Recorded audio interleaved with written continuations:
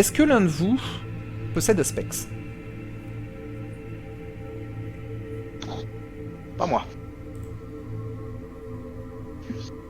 Très bien. Non, aucun. Ok. Donc, sur la table, sous les documents, vous trouvez une carte de l'état actuel, on va dire, de l'Est du royaume, enfin de l'Ouest de l'Europe, de l'état du royaume. Alors, cette carte ne s'affiche pas exactement de cette manière-là. Elle va plutôt ressembler à une carte comme on peut le voir au tout début, hein, une carte comme ça peu précise, dessinée sur peau d'animaux, mais qui indique un petit peu les empires qui partagent l'Europe. Mais vous avez quand même de nombreux éléments qui vous permettent de juger un peu de la situation dans le sud de la France.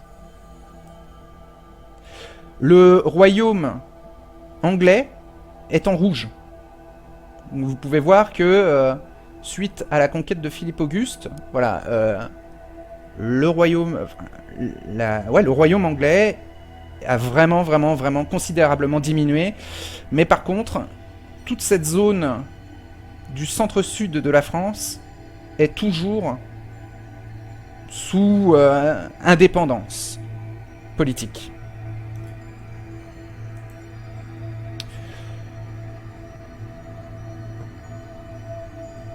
En quittant Paris, la zone, on va dire la ville la plus sécurisée du sud du domaine royal sera Orléans. Au-delà d'Orléans, vous serez en territoire mouvant. Voilà ce que vous pouvez un peu en déduire de la carte. Simon connaît bien les façons de voyager et connaîtra bien la route au moins jusqu'à Sénart, mais pour aller de Sénart à Orléans, il y aura encore au moins 3 jours de voyage. Ou peut-être même 2, si vous faites vite.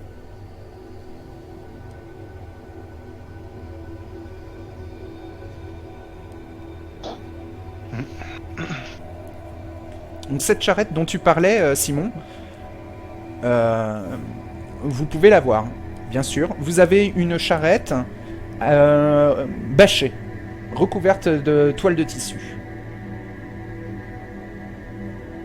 Et à la station, je fais en sorte que vraiment le soleil, enfin, qu'elle soit bien fermée quand tout est rabattu, qu'aucun trait de lumière ne puisse pénétrer.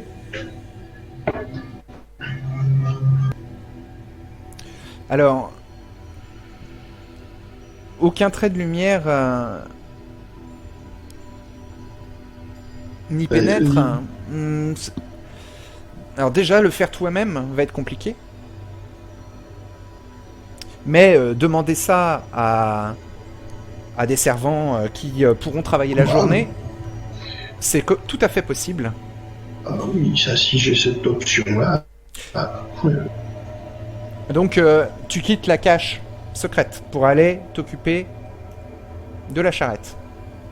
Voilà. Je te le précise, hein, c'est dès que je ne suis plus dans la cache et que je risque de croiser des moines, je dissimule toujours mon visage afin que mes yeux de loup et mes crocs ne soient pas visibles des moines.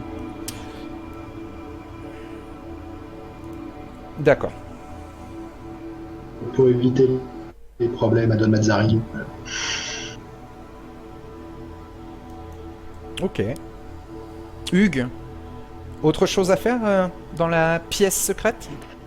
Je vais regarder la fameuse carte qui montre un petit peu les différents territoires et regarder, essayer de comparer cela avec peut-être une carte plus détaillée pour trouver un itinéraire en fait.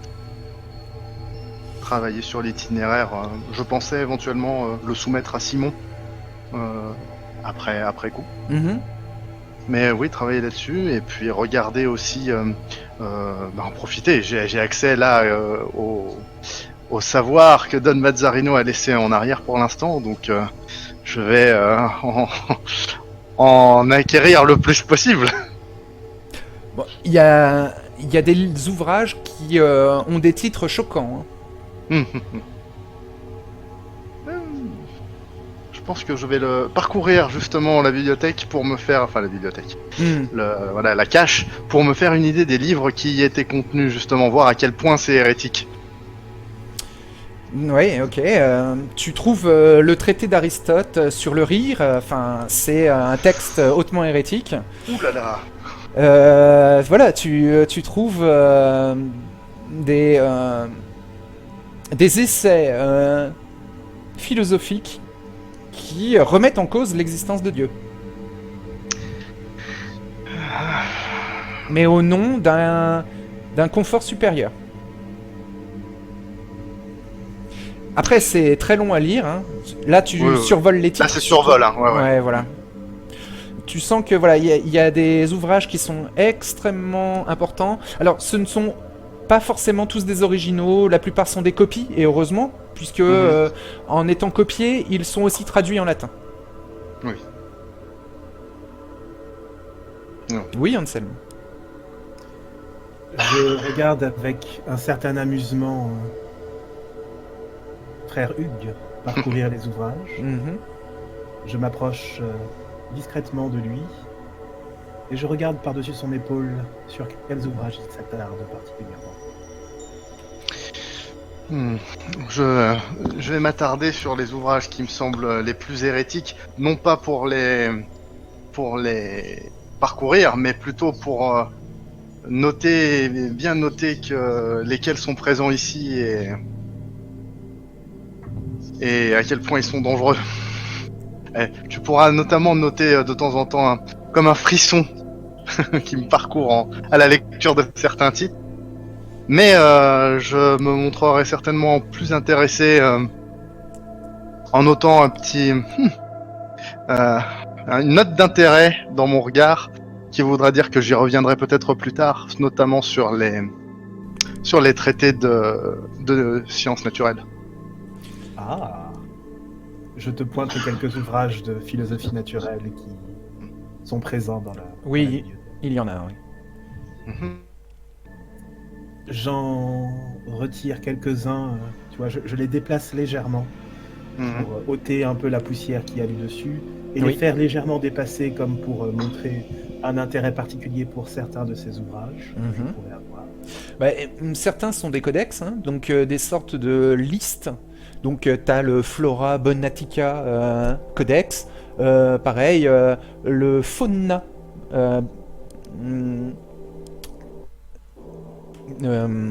Biologica Codex, si tu veux, et voilà des traités sur comment utiliser certaines plantes pour soigner le corps, hein. Des choses qui se passent de la prière, en fait. C'est ça qui est le plus choquant dans ces ouvrages-là, c'est d'utiliser la nature pour améliorer la condition humaine sans que ça passe par Dieu. Chaque ouvrage, un peu de philosophie naturelle cachée dans cet endroit, incite à utiliser la nature intelligemment plutôt que de suivre aveuglément la parole de Dieu.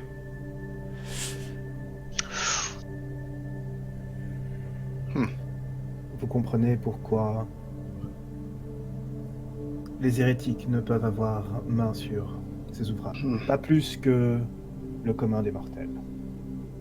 Je comprends en effet, mais il est bien triste de voir deux points de vue aussi intéressants, irréconciliables. Nous aurons peut-être l'occasion, en nous déplaçant, de pratiquer quelque peu. Je l'espère, maître. Cela me ferait plaisir de deviser avec vous sur votre art et la question amusante selon laquelle nous pourrions nous passer de la parole de Dieu.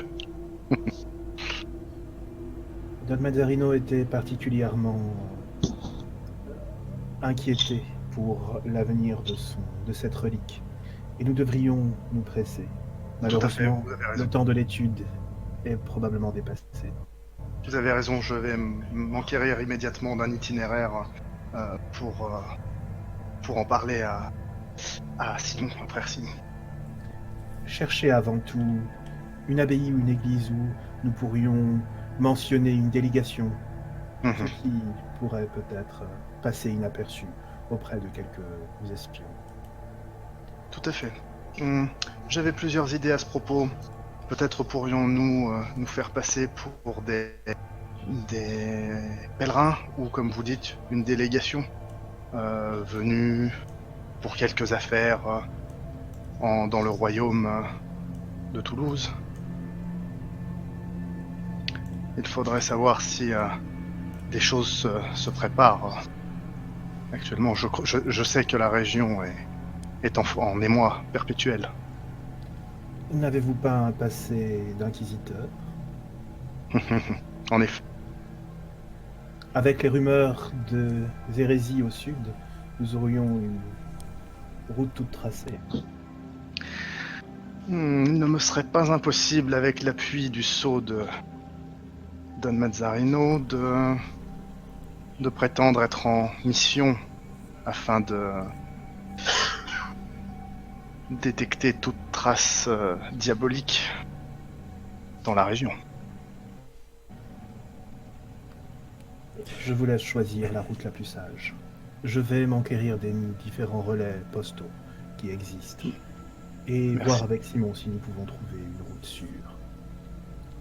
Alors, je me mets au travail immédiatement. Simon, tu es resté en bas? Dans la cache? Non, comme tu m'avais dit précédemment, j'étais commencé à sortir pour... Ah, je te demandais mais- si... Ouais, je ne te l'avais pas... je t'ai pas obligé, mais je te demandais si tu sortais ou si tu restais pour écouter tes deux compagnons, ou si tu allais t'enquérir de la caravane dont tu avais l'air de te soucier.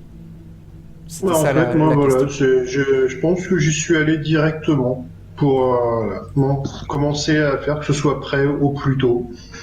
Bon, disons que tu as entendu le début de la conversation entre frère Hugues et frère Anselme, Hmm. et tu t'es dit, oui, bon, c'est une conversation dans laquelle je n'ai pas trop à y apporter d'arguments, je vais plutôt aller m'enquérir de la charrette. C'est ça, je donnerai mon avis une fois qu'ils auront décidé d'une route à prendre, et puis... Alors, en ressortant de la cache, et en ressortant de la pièce dans laquelle se trouve cette cache, tu trouves Don Mazzarino qui discute avec deux moines dans le couloir. Les moines de l'abbaye ont peur du révérend Hugues et de son passé d'inquisiteur.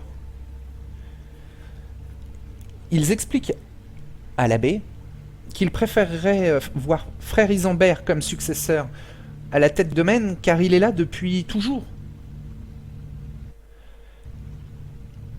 L'abbé Don Mazzarino leur répond fébrilement et tout sautant. Oui, je comprends. Il feint la vieillesse et la fragilité de la vie comme personne. Néanmoins, mes frères, mon choix d'Hugues va permettre à l'abbaye d'être protégée par ce pupille de l'Inquisition. Faites-moi confiance. Dieu m'a parlé. Oui, très bien, Votre Excellence.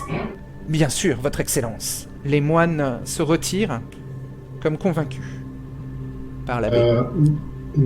Pendant que les moines sont en train de partir pour appuyer le jeu de Don Mazzarino de vieillesse, je lui propose mon bras pour le raccompagner. Très bien. Il te voit un peu apparaître comme ça et prend ton bras pour s'y appuyer. Il traîne des pieds en se déplaçant dans les couloirs de l'abbaye. Frère Isambert vous laisse et part de son côté s'occuper des affaires de l'abbaye. Tu accompagnes Don Mazzarino jusqu'au scriptorium. D'accord. De nuit, l'endroit est pratiquement désert. Et étant interdit de travailler la nuit, Don Mazzarino se redresse une fois que vous êtes seul dans les lieux. Et va à l'une des fenêtres observer le ciel étoilé. Il a l'air pensif. Je ferai tout mon possible pour vous ramener votre successeur.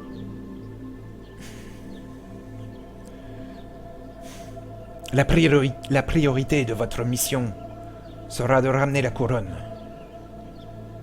Simon. Pour l'avenir de cette abbaye. Bien. Mon successeur pourra toujours être remplacé. Pas cette couronne. Messire Simon. Merci. Elle est donc si puissante que cela.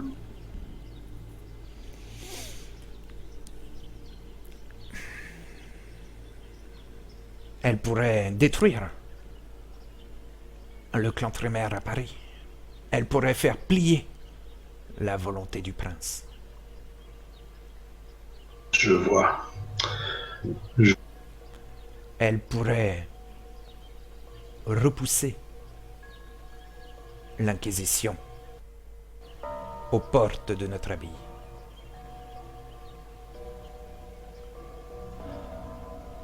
Alors cette relique vous sera ramenée.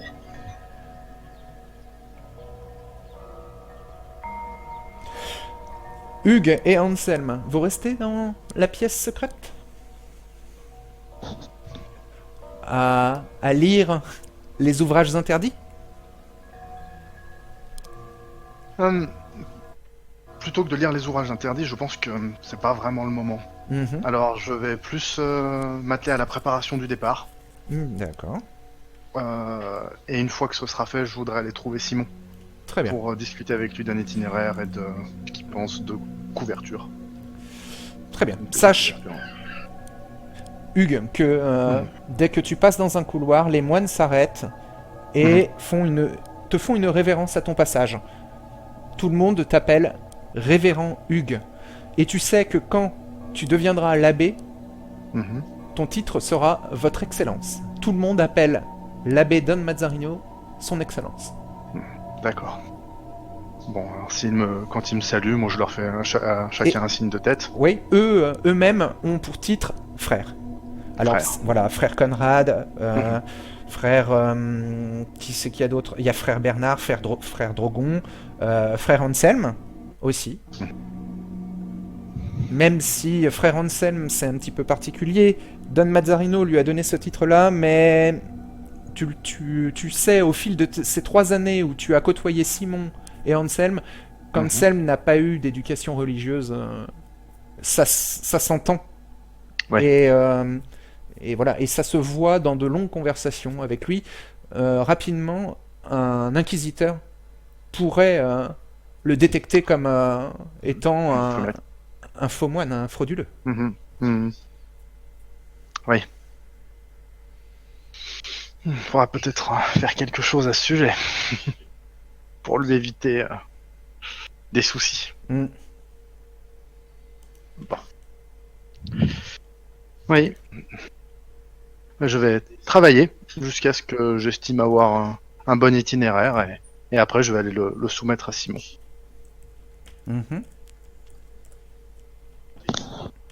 Je quitte donc en dernier la pièce. Oui.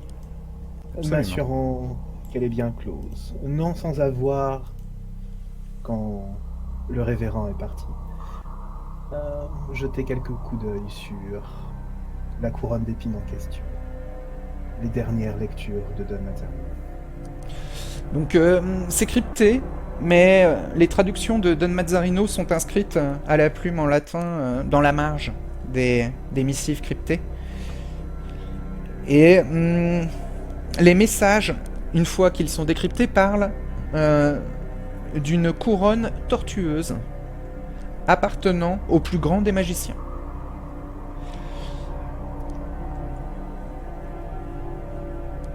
Ce qui, pour Don Mazzarino, équivaut à la couronne d'épines du Christ. Mais ce n'est pas indiqué clairement. Très bien. J'essaye de retenir les passages que Don Mazzarino a regardés le plus longuement, ceux qui sont largement annotés par lui, pour m'en faire une cartographie mentale. Et je quitte le lieu en m'assurant qu'il est bien clos. Donc tu replaces les pavés et tu replaces le meuble par-dessus le trou rebouché. Oui. Très bien. Tu chasses la poussière qui s'est étalée un petit peu et tu quittes la pièce. Vous êtes tous les trois dans l'abbaye. Alors comment vous préparez-vous? Dites-moi ce que vous voulez faire.